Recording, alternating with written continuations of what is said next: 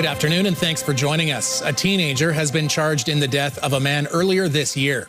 On April 15th, emergency crews were called to an apartment on Avenue W in Saskatoon. A 21-year-old man was found injured and unresponsive inside a suite. He was declared dead at the scene. Police say they arrested a 15-year-old yesterday who is now charged with second-degree murder. This is Saskatoon's fifth homicide of 2026. Saskatoon police also arrested a woman in connection with a stabbing on a city bus in June. On June 10th, a 29-year-old woman reported she was in a fight with another woman on a bus that was downtown at the time. The suspect stabbed her and then left the bus. A 22-year-old woman has been charged with assault with a weapon. Police say the two knew each other and the woman who was stabbed was treated for non-life-threatening injuries. City councillors are not moving ahead with changes meant to speed up infill building timelines. Yesterday, a city committee voted down an idea that would have had new home builders sign a letter saying they would follow all drainage requirements. Currently, drainage is reviewed with building plans before construction, but the city says these reviews are taking too long and have to be revised multiple times. But councillors unanimously opposed the suggestion of passing the responsibility to the homeowner 2 years after the home was built. If we have an issue with our work, with an ability to do the work that we need to do, then I think we have to look at things differently that doesn't take away that work, but rather ensures that it's properly funded. Councillors have asked administration to look at cost recovery options for inspections moving forward. The City of Saskatoon is considering looking at changing the smoking bylaw. The city has suggested changing the smoking buffer zone around front entrances from 3 meters to 10 meters. The city says if approved, the changes would make most of Broadway and Riversdale areas non-smoking. The potential change would align smoking bylaws in Saskatoon with Regina and Edmonton. The potential change will be discussed at the next council meeting.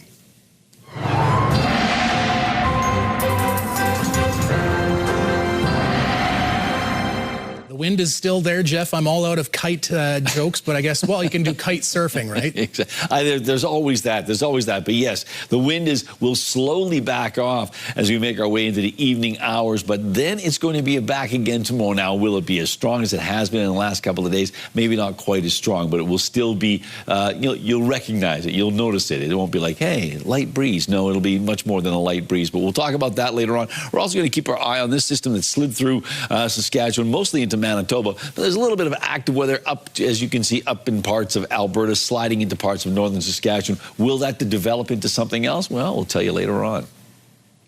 The warm, dry weather in Saskatchewan is helping speed up crop development around the province, with some producers getting ready to harvest. Scattered rain brought some relief this week, but most areas got little to no precipitation.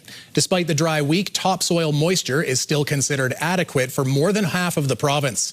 Most cereals, oilseeds, and pulses are rated as normal development for this time of year.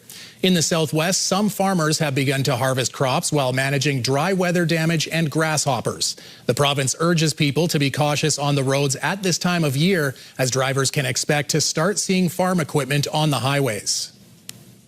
And farmers now have a valuable piece of quality control equipment right in their pockets. What you'd want to do is open the app up on your phone, take the picture. A team at the University of Guelph has developed an app to help farmers improve their yields. It detects fusarium head blight, one of the most serious diseases for wheat crops. Using AI, the tool can detect the level of infection through a simple picture. Information gathered by each farmer will stay with the user. Developers say the app will be free for the next year. The union representing cabin crew at WestJet is sharing details of the tentative deal that brought their one-day strike to an end. CUPE says the deal includes a more than 18% wage hike over 3 years, along with increased time off and higher food and uniform allowances. It also features a new duty period premium that adds compensation for work being done on the ground. That issue was one of the main sticking points in the labor dispute. All WestJet flights were grounded on Sunday as 4,400 flight attendants walked off the job. The tentative agreement was announced early on Monday, bringing operations back online. Members will vote on the deal in the coming weeks. An upcoming art show in Saskatoon hopes to make art more accessible for everyone. The Art Under 100 show is the first of its kind in Saskatoon, although similar events have run across the country for around 20 years. Today until Sunday at the CN Curling Club, every piece of art on display will cost $100 or less. The event will have around 70 artists showcasing their talents and connecting with visitors. It's a high-volume show. It challenges people. For myself, when I started the show, it was a personal challenge, and I've grown so much in my practice, and we see that with every artist over the years. And then artists come together. Even in the last few days of setting up, you see those friendships and those bridges building, and it's fantastic to watch. The Under 100 Art Show wraps up Sunday at the CN Curling Club. A cross-country motorcycle journey brought an Ontario man to Saskatchewan today as he raises money and awareness for the Canadian National Institute for the Blind. Lorenzo Pellicciata set out at the start of July on a more than 20,000-kilometer journey to reach Canada's farthest points north, south, east, and west. His Miles for Sight campaign is inspired by several of his loved ones who have vision challenges, including his daughter. His goal is to raise $100,000, and he says he's about halfway there. One of the highlights so far, he says, has been the people he's met along the way. It's just been amazing, just the people that I've been meeting along the way and just stopping for gas and stuff. And I'm meeting people that don't have an eye, that are blind. And I sit and talk to them about my journey, and they're so appreciative, right? And they're embracing me, thanking me, putting my poster up. It's just amazing. Pellicciata expects to complete his journey in early September. His final stop will be Cape Spear, Newfoundland. When we come back, a Prince Albert hockey star shares her day with the Walter Cup with the community. Hear from PWHL champion Caitlin Willoughby after a busy meet and greet yesterday.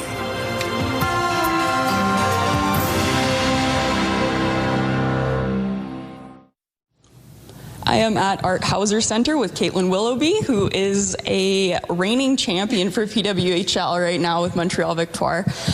First question to get out of the way, did they make you learn French? They didn't make me, but I took it upon myself to try my best. So I'm doing Duolingo right now. It's almost coming on a year mark of me trying to learn French.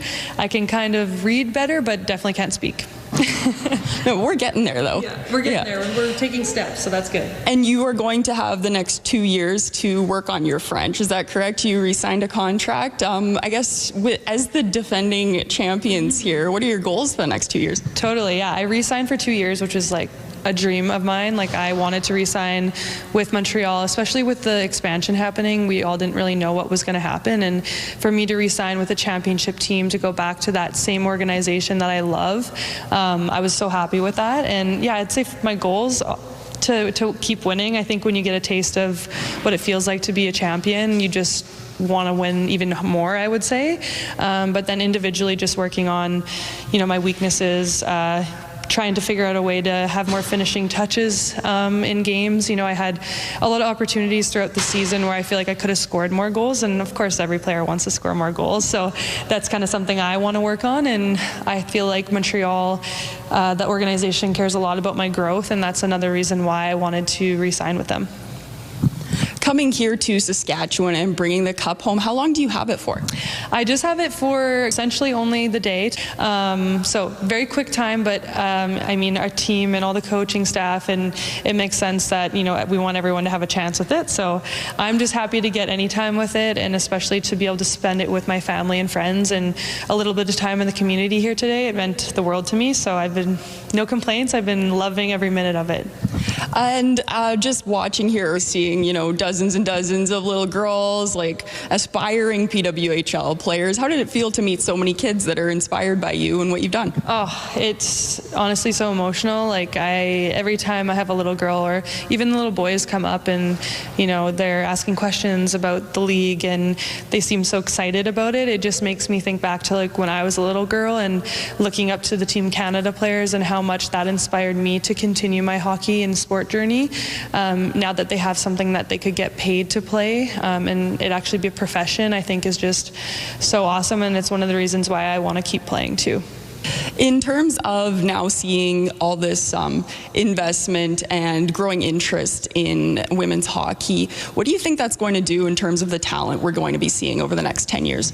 Totally. I think even before this league started, we had so much talent in women's hockey. It just wasn't being shown to the world.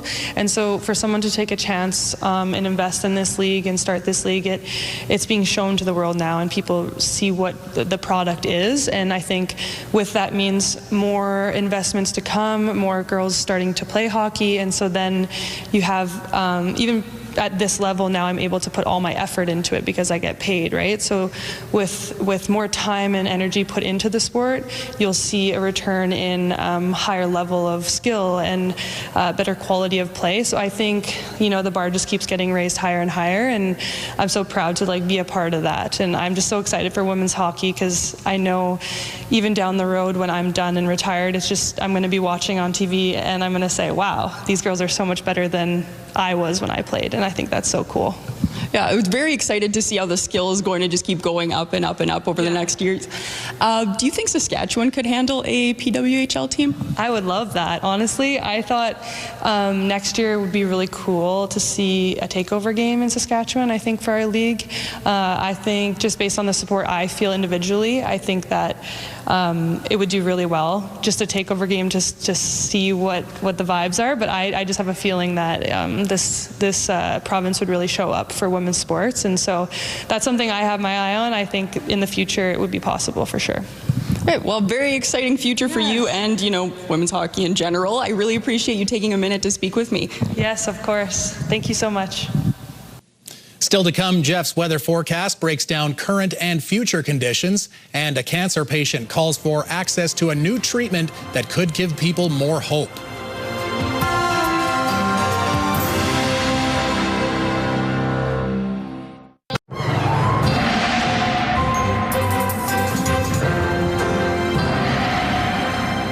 All right, Jeff, is Mother Nature going to finally finish exhaling and take a breath in for a change, or are we just going to keep having this wind? Well, there will be some short, shallow breaths, but we are expecting a windier day tomorrow. In some places, it won't be this widespread wind that we've been dealing with. You can certainly see this low pressure area, that counterclockwise rotation. You can see it there on the cloud cover and the reflection in the radar as well. But this is sliding through Manitoba, making its way. And this, you can certainly see a few lows. The number of lows, there's an upper low and then a bunch of series of surface lows, and that's what we're noticing on the map. But we can see that in behind it, there's not a lot of active weather. There's a little something sliding in, but really we're not anticipating a lot in the way of rainfall as we make our way into Friday. Okay, so let's take a look and see what we've got going on in the futurecast. So once again, there's some of that active weather sort of sliding in and across, and then pop-up showers tomorrow in typical fashion when things start to warm up a little bit. Although tomorrow's not going to be really, really warm, but warm enough to lead to some of those pop-up showers, as I mentioned.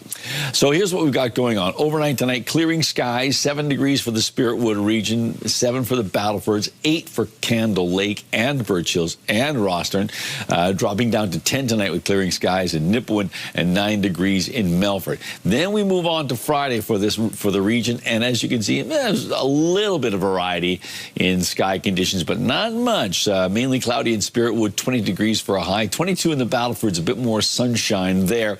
And then mainly cloudy and 21 degrees tends to rule the roost as we make our way towards Candle Lake, Birch Hills, Rostern, Nipawin, and Melfort. So temperatures remaining below seasonal. Seasonal averages should be around 24 or 25 degrees for the area, and it's certainly nowhere near that. So here we go for the Prince Albert region, 9 degrees overnight, slight chance of showers, and then clearing off a little bit. Winds out of the northwest, 30, but backing off in the overnight. But then tomorrow, it picks up again. Winds out of the northwest at 30, gusting to 50. Mainly cloudy skies, a high of 21 degrees. And then as we take a look at the 7-day forecast for Prince Albert and area, not a lot of variation here. The variety pack is not in vogue. We've got ourselves 21 degrees on Saturday and Sunday under mainly cloudy skies, starting off your work week at 22, 23 on Tuesday, but then sliding back a little bit. Wednesday, mainly cloudy and 21, and mainly cloudy and 21 again on Thursday. So a fairly, I'll say, consistent temperature pattern in and around that 21 or 22 degree mark, and that's for the next 7 days. So not much variation there at all, John. Not a ton of variation, and definitely kind of a nice follow-up after a really great visit from Caitlin Willoughby there. Yeah, that's for sure. Absolutely. Well, that's not the only Saskatchewan hockey to talk about. At the Under-18 Hlinka Gretzky Cup, Team Canada is leaning on the contributions of its Saskatchewan contingent. Led by Raiders coach Ryan McDonald and former Raiders star Kyle Chipchura, Team Canada is off to the semi-final. And Canada back the other way. Chance for a 2-on-1 here. In comes Liam Pugh. Pugh with a shot, scores! Regina Pats forward Liam Pugh scored a goal and an assist, while Regina-born Maddox Schultz had 3 points. They're the 2 youngest players on the team and are leading Team Canada in points. Lanigan-born Caden Strader had 2 points as well in the 7-4 win over Sweden.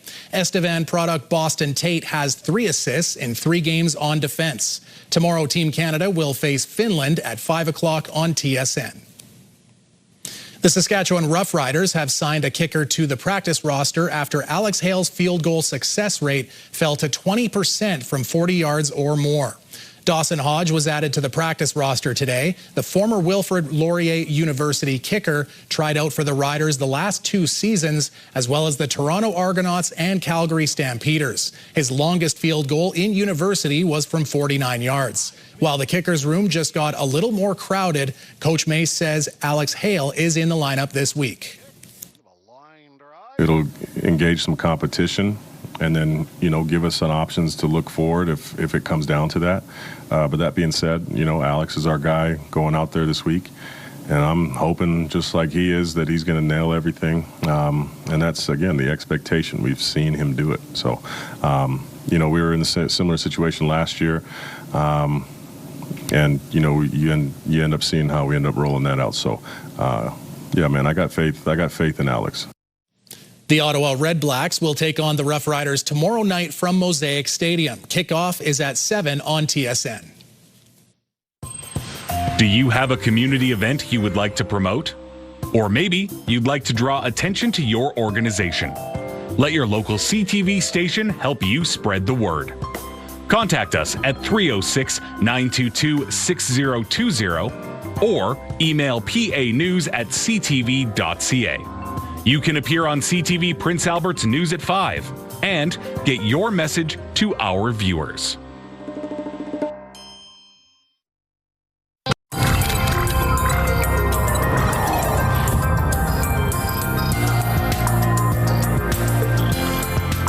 A Calgary woman battling ovarian cancer is calling for access to a new treatment that she says could give patients more hope.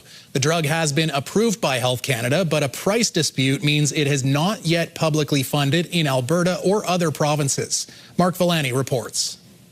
Tiffany Morin smiles through her mask, trying to stay positive even through the pain of chemotherapy. The Calgarian is one of more than 3,000 Canadian women diagnosed with ovarian cancer annually. I have had 5 surgeries, chemotherapy, and 8 to 9 different hormone treatments that I've tried. I feel very fortunate that I'm here today. According to the Canadian Cancer Society, the ovarian cancer survival rate is less than 50% after 5 years. Now, 8 years later, at the age of 46, Morin is advocating for access to a new targeted therapy. It's called Elahere, administered through IV infusion every 21 days for women with recurrent ovarian cancer and who no longer respond to standard chemotherapy.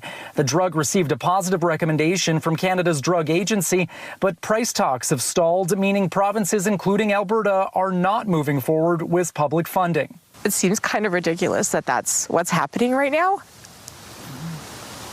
that women could be losing their lives. The drug costs between $27,000 to $29,000 per cycle, but patient advocates argue that the impact could outweigh the hefty price tag. At the same time, we can reduce side effects, we can reduce hospital visits, we can not only keep people alive, but keep them as active, productive members in our society and our economy. It's not only important to consider the cost, but the value they provide, whether they help patients live longer, live better. Alberta's government says it's closely following the national drug review process for Elahere. If the manufacturer provides a new offer that aligns with Pan-Canadian Pharmaceutical Alliance pricing expectations, negotiations could be reopened through the established process. Alberta remains committed to working with provincial and territorial partners to support access to innovative cancer therapies. It's why patients like Tiffany Morin are holding on to hope, not just for herself, but for an entire community. we have goals to make as much positive change as we can. Mark Villani, CTV News, Calgary. A new study suggests avoiding type 2 diabetes, smoking, and high blood pressure could slow the onset of dementia by about 13 years. The study, published in the journal Neurology Open Access, found people with those 3 risk factors at about age 56 were more than twice as likely to develop dementia and more than 5 times as likely to die early from another cause. More than 12,400 adults were followed over a period of 26 years to gather data. But experts say it only shows an association, not a causation, and many other factors could have changed during that time. But they say it reinforces the need to get people living healthier. Okay, Jeff, it's summertime, and that means bears are out and about. Anytime you see a baby bear, you know mama's not too far away. Yeah, no kidding. Stop. It's a tiny little baby. It is so cute. I wonder if the mom is inside. Oh. So this family in Tennessee first noticed the cub standing on top of their car, and then they noticed another bear stuck inside. Thanks to their remote key. Yeah, that's right. Thanks to the remote key, they were able to open the trunk, and the stuck bear climbed out and headed back into the woods with its cub. And that was probably a good thing. And I wonder, leather interior, has it seen any damage? Yeah, you got to have a nice conversation with the fine folks at Allstate. You got to tell them you're supposed to sit on top of the car, not inside the car, like in the. What were you doing in this car? Yeah, they must have laid a chocolate bar on top of the windshield. Well, how did the other? There's my question: is how did the mama bear get inside the vehicle? So it's the opposable thumbs, maybe, or maybe someone left it unlocked. Well, even in Lake Country, lock your doors. Here, Mr. Speaker, I concur.